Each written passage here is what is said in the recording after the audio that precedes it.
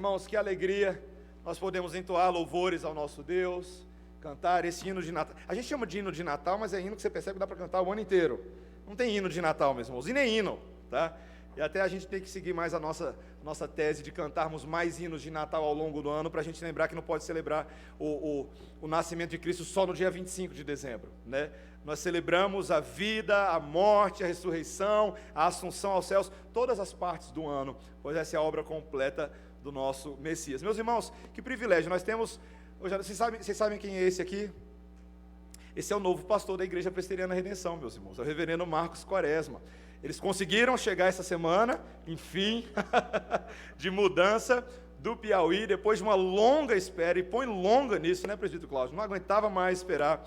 Reverendo Marcos Quaresma, meus irmãos, passa a ser pastor da nossa igreja, agora nesse fim de ano, ainda está em férias, está aqui furando as férias dele, para que possa ser o pregador desta noite, e nós temos alegria ao longo desta noite também, teremos a oportunidade de receber como membros, além dos outros membros que serão recebidos, também a família do reverendo Marcos Quaresma, sua esposa, suas filhas farão os votos de membresia na Igreja Presbiteriana Redenção, e eu particularmente, meus irmãos, eu estou muito feliz por este amigo, por este irmão amado, que foi escolhido a dedo pelo conselho dessa igreja, e alguém para partilhar os fardos pastorais conosco, afinal de contas, eu e ele já estamos ali, eu com os brancos, eles sem nada, porque o Senhor tem dado a nós a alegria de servi-lo. Então, meu irmão, que alegria tê-lo, eu queria poder dizer que é uma honra recebê-lo como pastor dessa igreja, de fato, e que o Senhor possa ser visto na sua pregação, na sua vida, no seu ministério, que vejamos a Cristo, e que você tenha a intrepidez para pregar esse verdadeiro evangelho na autoridade do Senhor Jesus Cristo. Eu gostaria nesse momento de orar pelo reverendo Marcos, sei que ele depois vai orar de novo, mas orar pela vida dele também. Vamos orar, irmãos. Senhor Deus, a Tua graça nos alcança nesta noite, temos a alegria de poder estender a destra da comunhão a este irmão que agora passa a servir a igreja local, ao crescimento do reino na cidade de Brasília, e que o Senhor possa realmente, Senhor, trazer alegria, mas também trazer nesta noite atenção à Tua palavra pregada, toda a concentração na verdade de Deus, para que o Senhor seja formado em nós. Usa o nosso irmão como profeta do Teu Espírito, em nome de Jesus. Amém.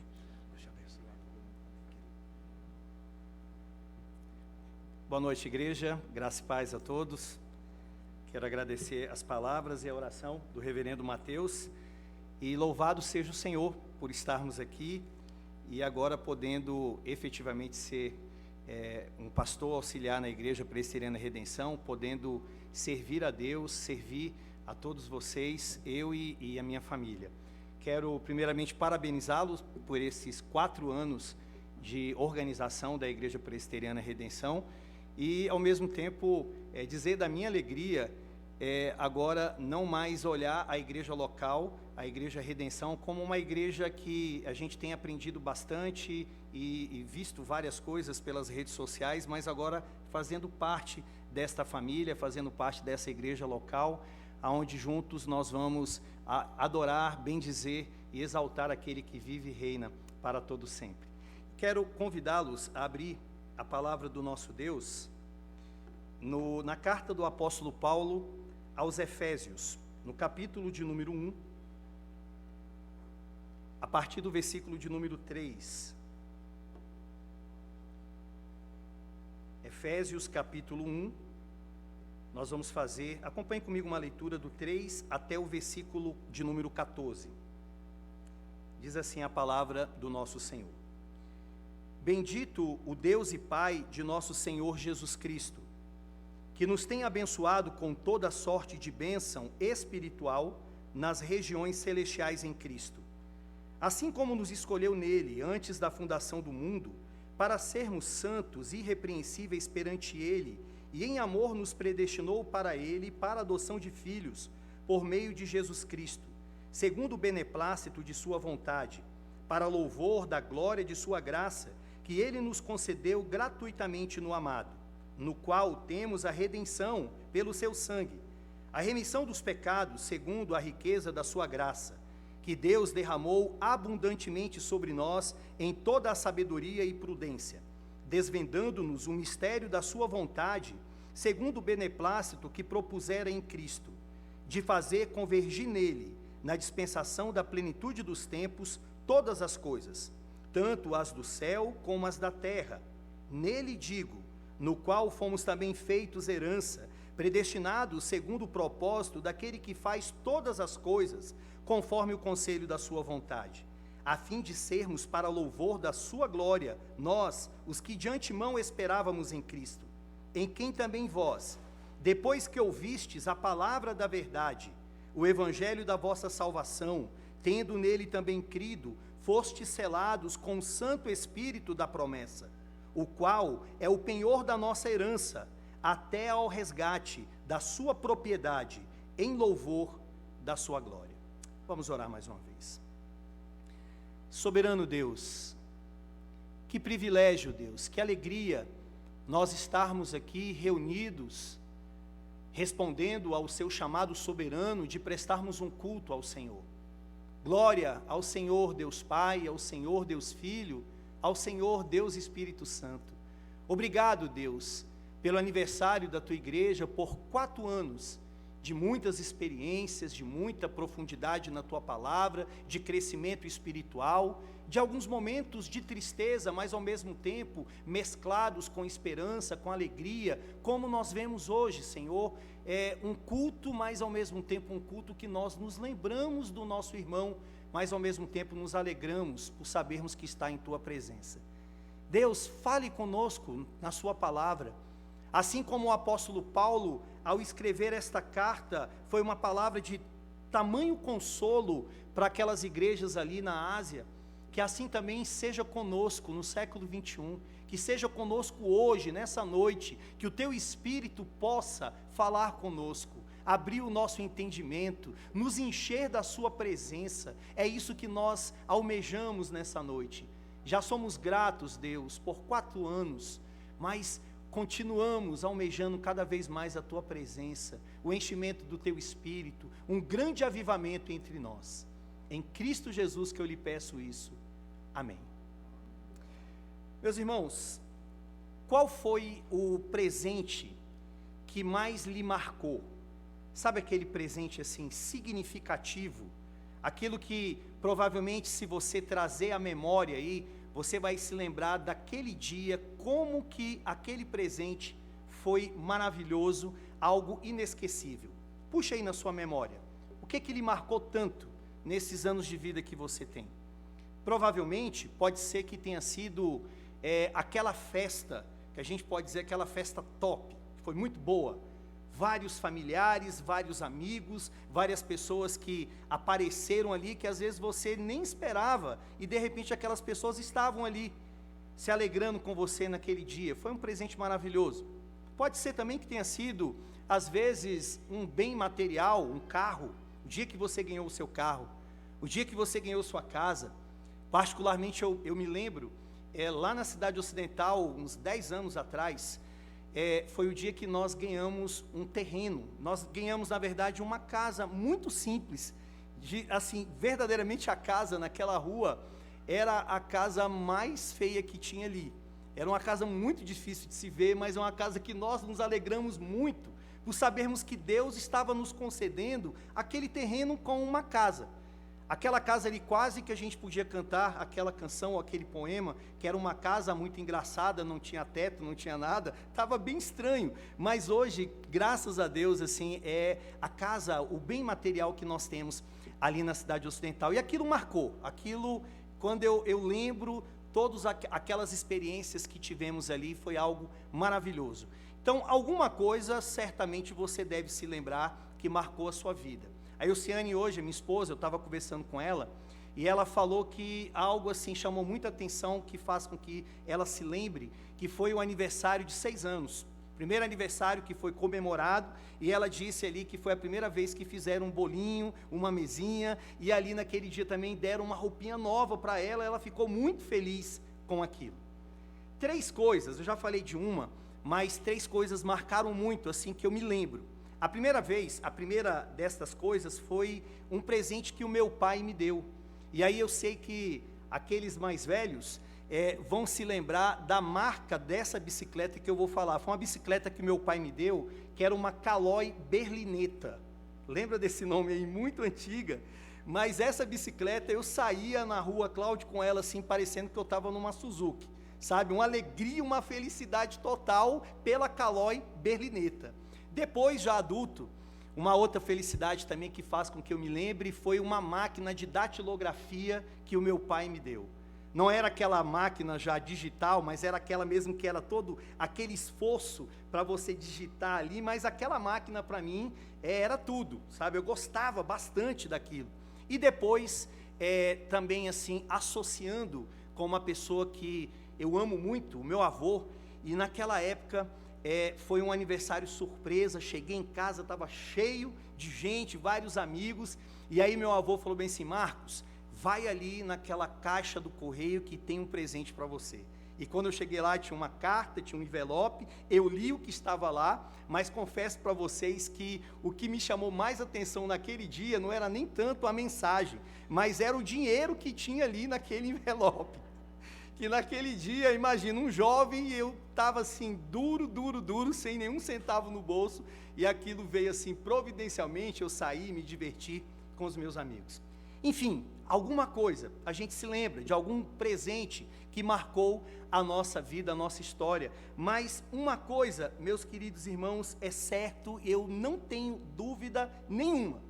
Eu tenho dúvida de qual foi o presente que marcou a tua vida, alguma situação, mas eu não tenho dúvida de um presente, que esse presente, certamente, ele foi o maior de todos os presentes que nós recebemos, que é o presente da salvação.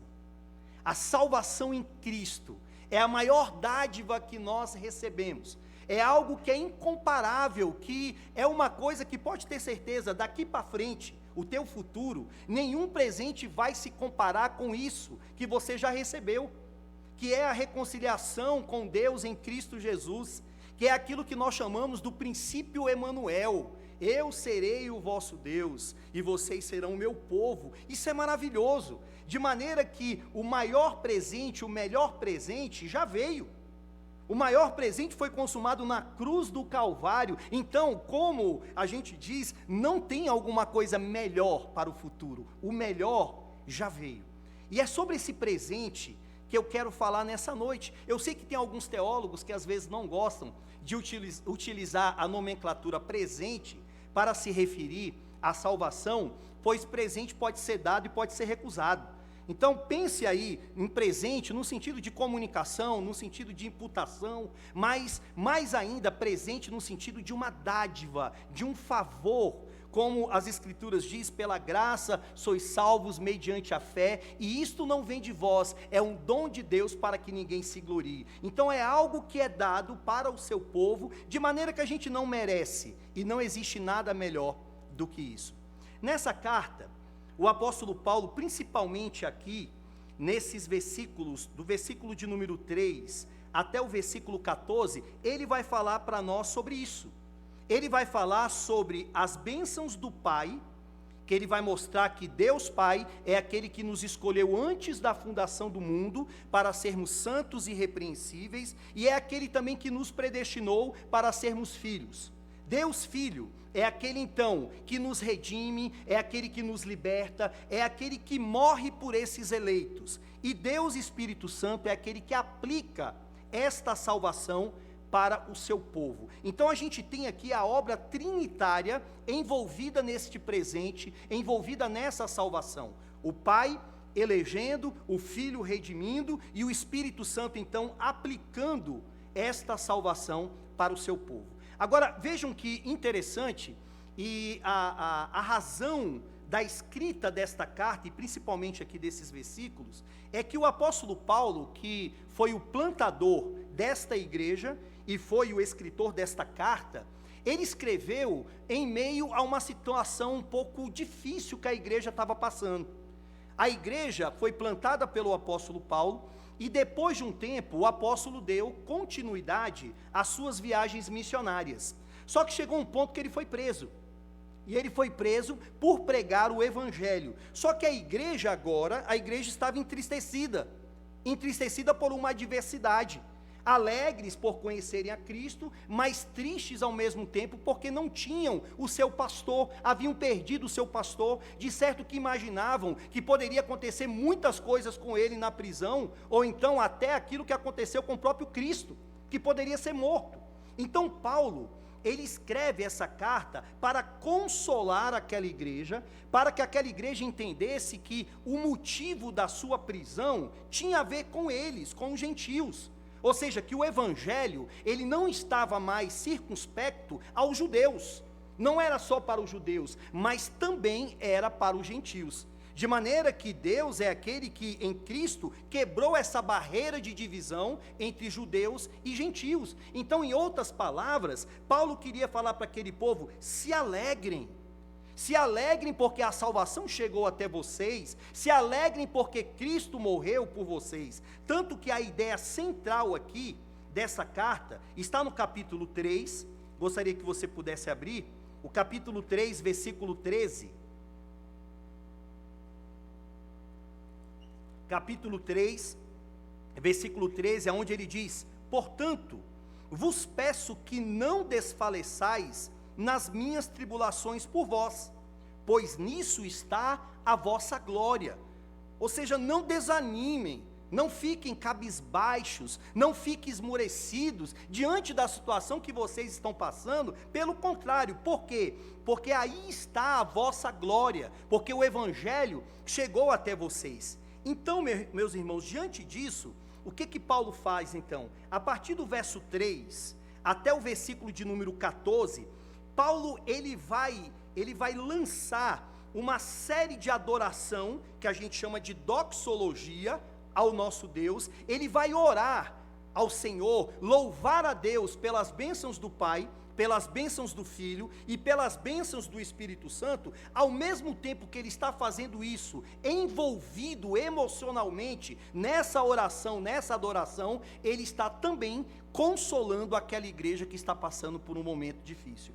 Aqui do versículo 3 até o 14, no texto grego, não há um ponto, mas é uma frase só. É como que, sabe quando a pessoa, quando você está orando, sabe aquele momento que você está orando e não está orando? Tem um autor, que eu não me lembro o nome dele, que ele fala bem assim: você deve orar até o momento que você começar a orar. Tem aquele momento que você está orando que as palavras não vêm. Se você está de joelho, rapidinho você quer se levantar. Se você está andando ou falando, as palavras não fluem, mas daqui a pouco as palavras começam a vir.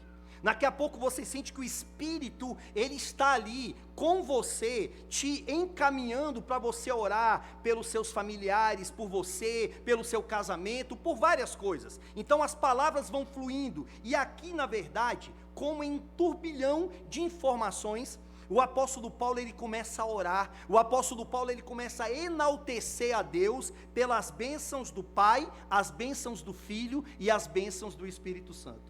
William Hendricks, ele fala que o versículo 3 ao 14 é semelhante a uma bola de neve pequena, que ela vai descendo de uma montanha e ela vai criando grandes proporções ao ponto que vira uma bola gigantesca. Um outro autor comparou essa passagem aqui, John Stott, ele fala que é semelhante a um cavalo que vai ganhando velocidade, até uma velocidade tal que ninguém consegue mais pegar.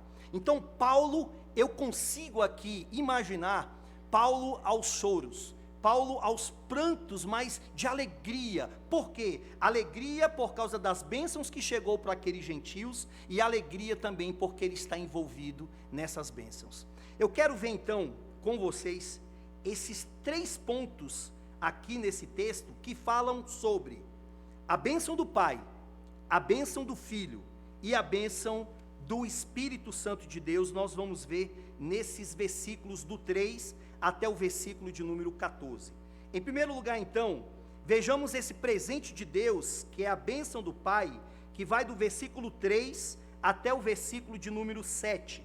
Então o texto começa assim: bendito o Deus e Pai de nosso Senhor Jesus Cristo, que nos tem abençoado com toda sorte de bênção espiritual nas regiões celestiais em Cristo. Paulo começa aqui com a palavra bendito, que é a tradução da palavra eulogetos no grego, que significa aquele que é digno de louvor, ou aquele que nós bendizemos, porque ele nos abençoou. Paulo começa com a palavra de adoração, de exaltação. Ele diz bendito. Quem é bendito? Bendito o Deus e Pai de nosso Senhor Jesus Cristo.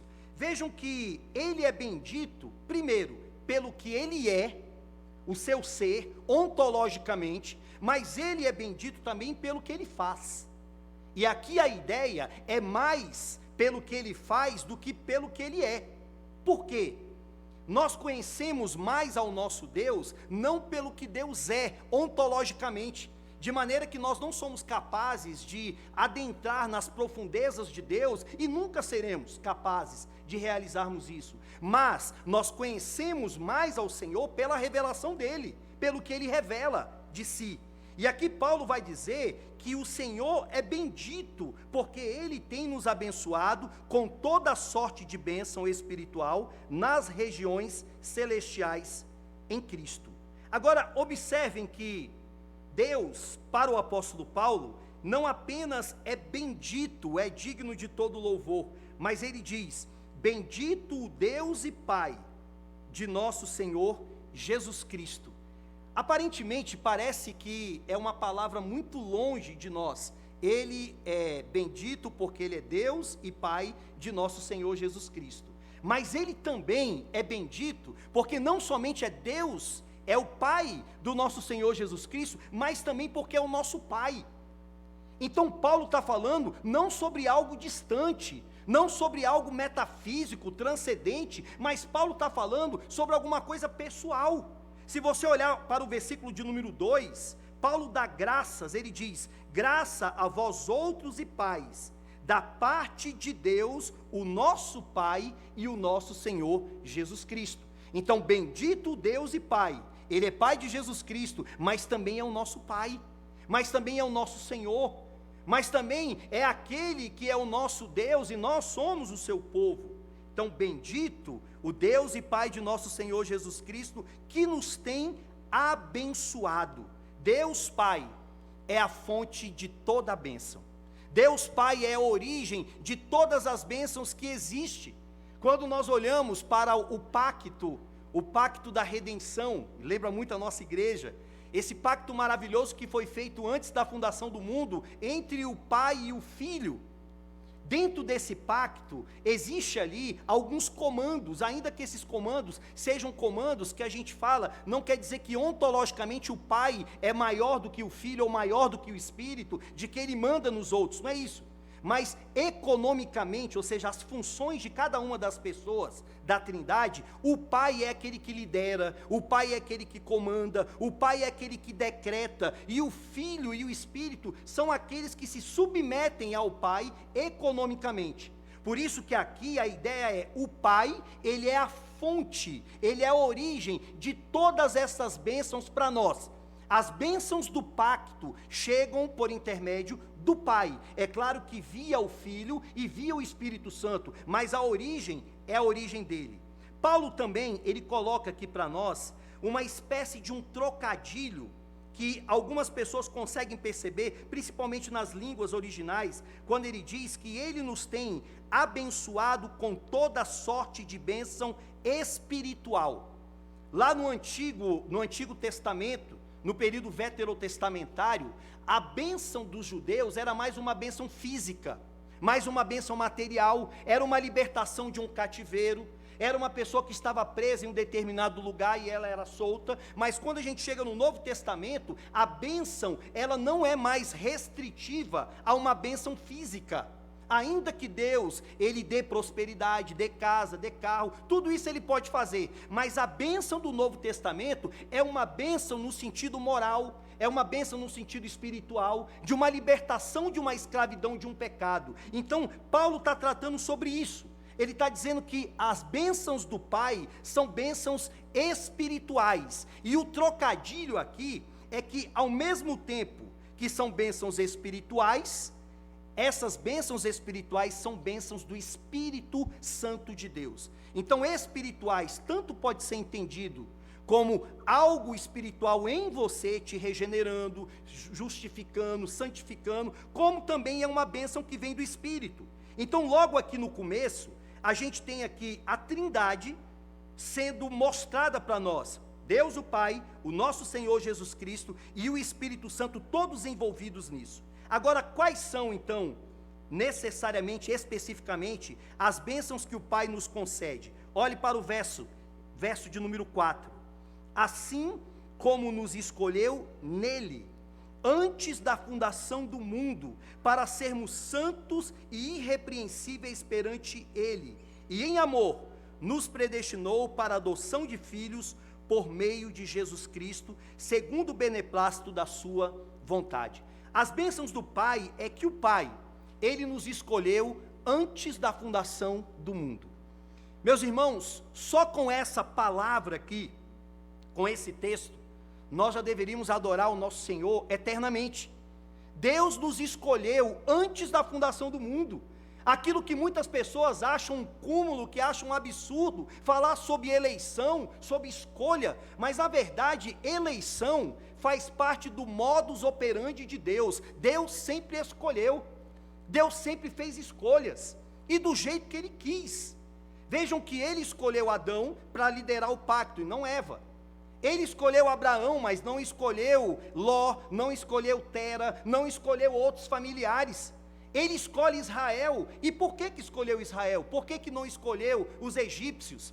Por que não escolheu os filisteus? Será que é porque esses filisteus eram melhores? Será que os egípcios eram melhores? De maneira nenhuma. Deus escolheu por pura graça, porque Deus colocou o seu amor naquele povo, porque assim Ele quis. E aqui também o texto está dizendo que Ele nos escolheu. Quando? Aqui no Cronos, no mundo não, antes da fundação do mundo. E para quê? Para nós sermos santos e irrepreensíveis perante Ele. Deus te escolheu. Se você é igreja do Senhor, se você é um eleito do Senhor, Deus te escolheu antes que você existisse, para você ser santo, para você ser irrepreensível, para você ser igual ao Filho dele, que é a imagem perfeita do nosso Senhor. Mas o texto vai mais além. O texto diz que Ele também nos escolheu, mas Ele nos predestinou para Ele, para a adoção de filhos, por meio de Jesus Cristo. Que privilégio, igreja! Sermos escolhidos do nosso Senhor, não por méritos da nossa parte. Que privilégio sermos filhos de Deus. Filhos adotivos, sim, mas adotivos naquela época não quer dizer que era de só menos importância do que aquele filho biológico. Somos filhos de Deus, temos os mesmos direitos que foram conquistados por Cristo. Algo que o Senhor nos chama para todas estas coisas. Agora, eu gostaria que você acompanhasse o raciocínio, que Paulo está falando isso para uma igreja que está desanimada porque o pastor está preso. Você consegue imaginar essa palavra chegando para eles? Essa palavra chegando como um consolo: se alegrem, Deus escolheu vocês, Deus predestinou vocês, vejam o privilégio de fazerem parte do pacto, de fazerem parte desta família cristã.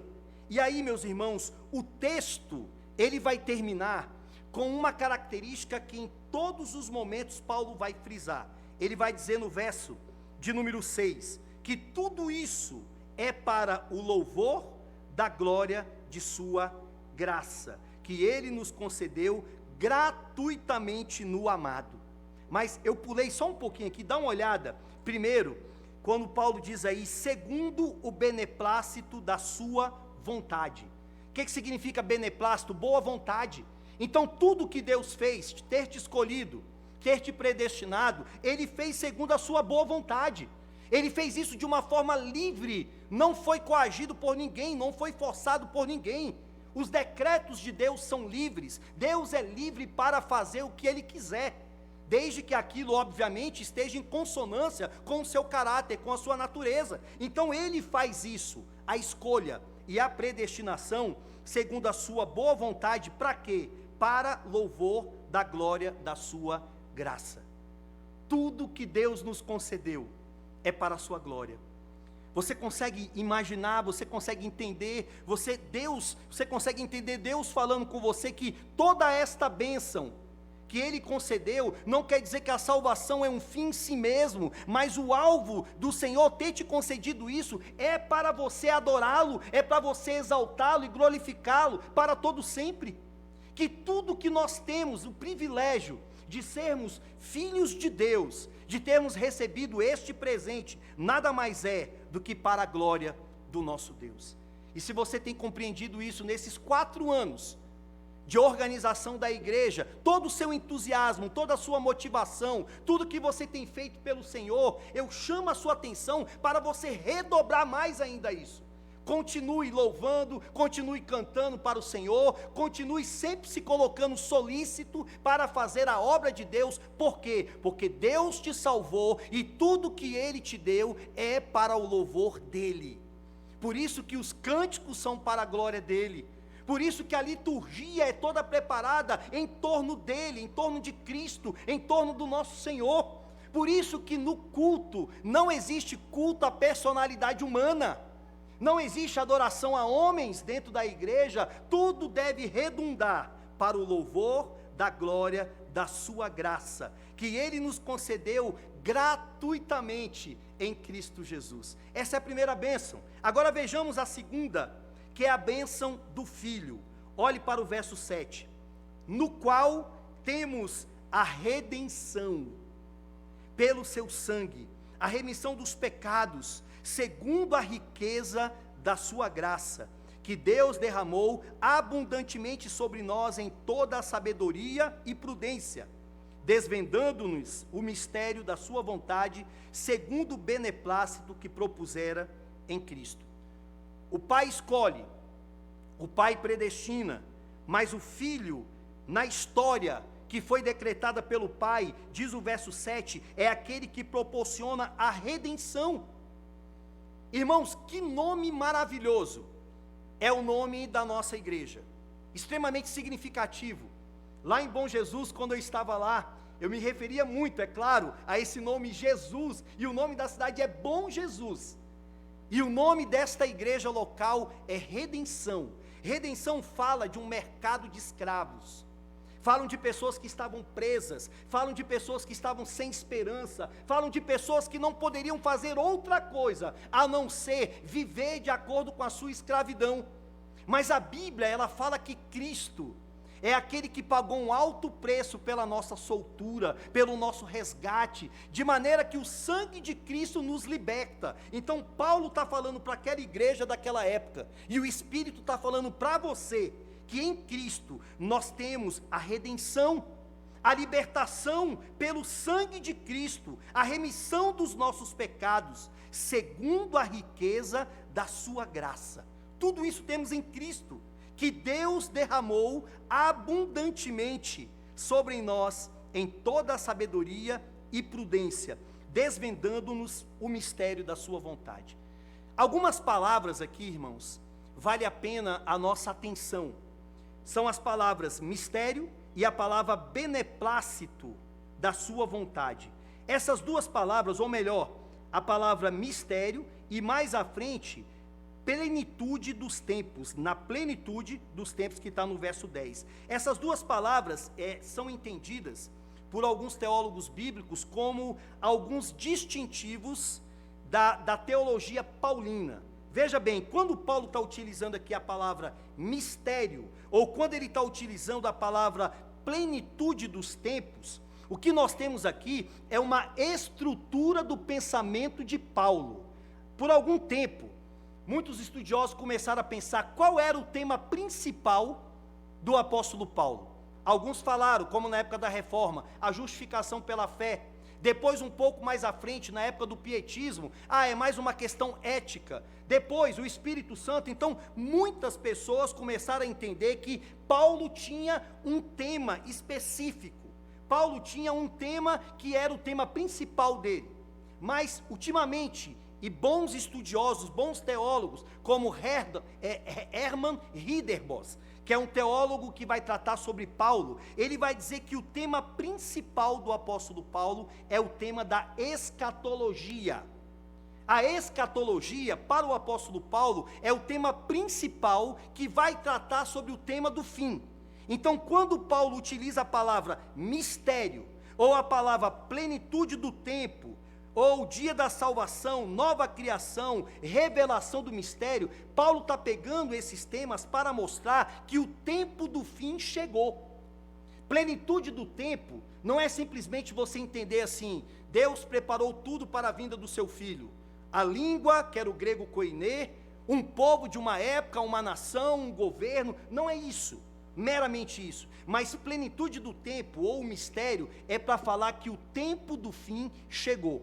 É como que se Deus pegasse aquela ampulheta e virasse aquilo ali e mostrasse, o tempo do fim agora chegou no fim com a pessoa de Jesus Cristo. Então Paulo estava pregando com muita urgência naquela época para esta igreja, dizendo que Deus desvendou o mistério, e o mistério é que a salvação chegou para os gentios, e que o Senhor, Ele fez convergir nele, na dispensação da plenitude dos tempos, todas as coisas, tanto as do céu como as da terra. Verso 11, nele digo, no qual fomos também feitos heranças, predestinados segundo o propósito daquele que faz todas as coisas conforme o conselho da sua vontade, a fim de sermos para louvor da sua glória, nós, os que de antemão esperamos em Cristo. Quais são as bênçãos do Filho? Ele te libertou, Ele te redimiu, o tempo do fim chegou, tudo já está caminhando para aquele grande momento que Ele voltará, e Cristo é aquele que nos proporciona esta riqueza da sua graça. Agora vejam no verso 12, que ele vai terminar em louvor ao Senhor Jesus Cristo, a fim de sermos para louvor da sua glória, nós, os que de antemão esperamos em Cristo. Terceiro lugar e último ponto, Paulo vai falar para aquela igreja sobre as bênçãos do Espírito Santo. Olhe para o verso de número 13. Em quem também vós, depois que ouvistes a palavra da verdade, o evangelho da vossa salvação, tendo nele também crido, fostes selados com o Santo Espírito da promessa, o qual é o penhor da nossa herança, até ao resgate da sua propriedade, em louvor da sua glória. Provavelmente você já deve ter se perguntado, ou perguntou para alguém, como que eu tenho certeza da minha salvação? Esse texto, ele nos mostra que a bênção do Espírito Santo, ela nos assegura que nós podemos ter sim a certeza e a convicção de que somos salvos. O texto vai dizer que o Espírito Santo, ele foi dado para o seu povo como penhor da nossa herança, como uma garantia de que o Pai que te escolheu e o Filho que morreu por você, quando o Filho voltar, ele vai voltar para buscar aqueles que têm o Espírito Santo que foi dado como penhor, aqueles que têm o Espírito Santo que foi dado como selo, como uma marca, daqueles que são marcados para aquele dia. Essa era uma palavra muito utilizada naquela época, que era a palavra arrabon, que era uma garantia, você está seguro no Espírito Santo. John Stott já dizia, meus irmãos, que vida cristã é vida no Espírito. Do começo ao fim, a vida cristã é pautada pelo Espírito. É Ele que te chama, é Ele que te regenera, é Ele que te santifica, é Ele que concede bênçãos, é Ele que concede dons espirituais, é Ele que dá vida, é Ele que faz com que a palavra, ela seja pregada na instrumentalidade dEle, de maneira que Ele pode colocar essa palavra no teu coração. Então, o Espírito Santo é aquele que nos concede tudo isso. Bênçãos do Pai, bênçãos do Filho, bênçãos do Espírito Santo. Esse é o maior presente para a igreja. É a maior dádiva, meu amado irmão, que você nessa noite você pode se conscientizar.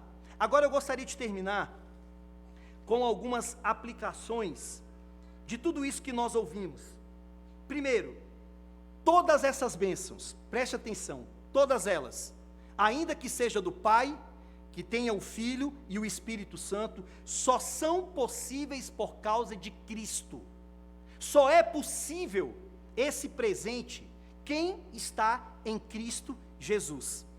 Dentro daqueles 4 grandes pilares, criação, queda, redenção e glorificação, essas bênçãos só chegam por causa da redenção em Cristo. De maneira, meu querido irmão, que se você não está em Cristo, você que me ouve, se você não está em Cristo, você não tem esse presente.